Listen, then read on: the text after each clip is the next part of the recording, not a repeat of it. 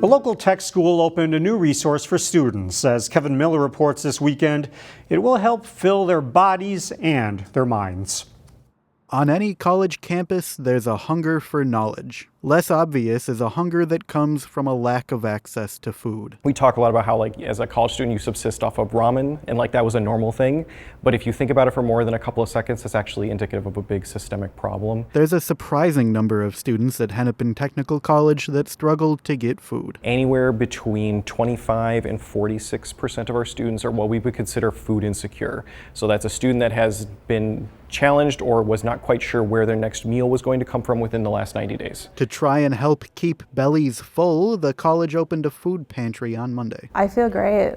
I feel like the more people that come in, the better. Anna Ryman is a student worker in the pantry. She says it's fully stocked with fresh produce, meats, and other staples. We have a lot of fruits and vegetables. We have apples and acorn squash. We have oatmeal. The pantry is open to anyone on campus. You have such community to support you here. Student Senate President Emmanuel Bawaji says it's important to offer a daily food source. This is stable, and we have supplies like every other week now, and students can just walk right in and get what they need. It's part of a larger effort to make sure students have their basic needs met. Next to the pantry is the student resource room. It's got shoes, coats, and clothes for the taking. Sometimes when you are new to school, you forget that oops, I actually need to have a really great winter coat to get to and from campus. And then we also get a lot of donations from our local community services. The goal is to make sure every student can keep their mind off their food and on their classes. About half of students that would be hungry while they're here in school might actually finish their degrees. So although this seems a little outside of our box, it actually helps our students get to that finish line, get those degrees. In Brooklyn Park, Kevin Miller, CCX News.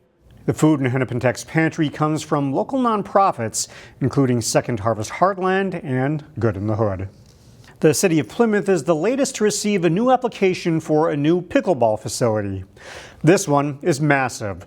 A business called Pure Pickleball Club is proposing 19 courts across 48,000 square feet in a warehouse building in the southern part of the city.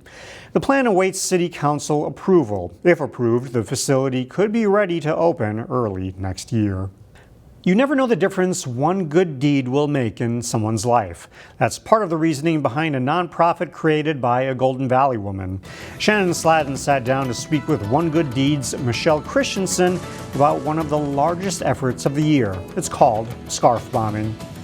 One Good Deed is a 100% volunteer-run nonprofit that's based in Golden Valley that we are committed to creating opportunities of kindness every single month with different focuses. Some are for scarf bombing. We put out warm winter items for the unsheltered. We also will put flags out at Fort Snelling. We have a community cleanup. But basically we have 12 events throughout the year, one time a month, typically on a Saturday, from about maybe 1 to 4. So it's hopefully easy in people's schedules to meet the time frame to just come and give kindness. Of course, if there's only an hour to give, that's wonderful as well. We just want helping hands and hearts. And what have you learned about this process? You've been at it 8 years, and you've worked with a lot of different charities and a lot of different volunteers. Right. What have you learned about people? I've learned that people are much more kind than what we give each other credit for. There's a lot of dim corners, but collectively there's a lot of bright light if we just take the time and find the purpose and point it in the right direction. All right. I know one thing that you get a lot of attention for is the scarf bombing, like you've mentioned. For somebody who's not familiar, how does that work?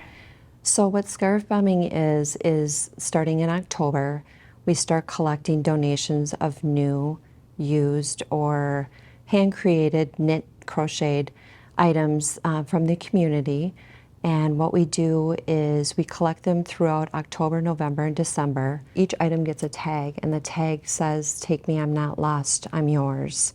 And that's to indicate to the person that finds it in the park that it's not lost. It's actually intentionally left there for someone who's unsheltered or in need. Now we have people that meet us at the locations. It used to be more single men, And we found within the past 3 or 4 years, because of the economy and just things not necessarily going well for some people, that we're having families come and meet us now.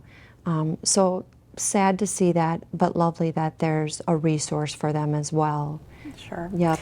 Now, I know you need donations. Yes. Where can folks go to learn more about the donation drop-off points and about One Good Deed in general?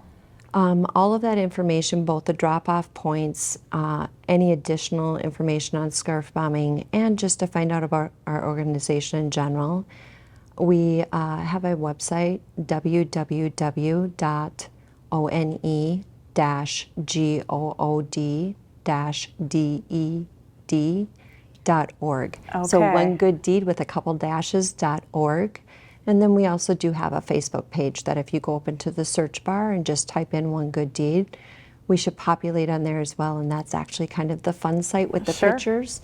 And Very you can good. also see all the other activities that we do throughout the year. All right, we'll link both of those on our website. Michelle Christensen with One Good Deed. Thank you. Thanks for being here. Thank you.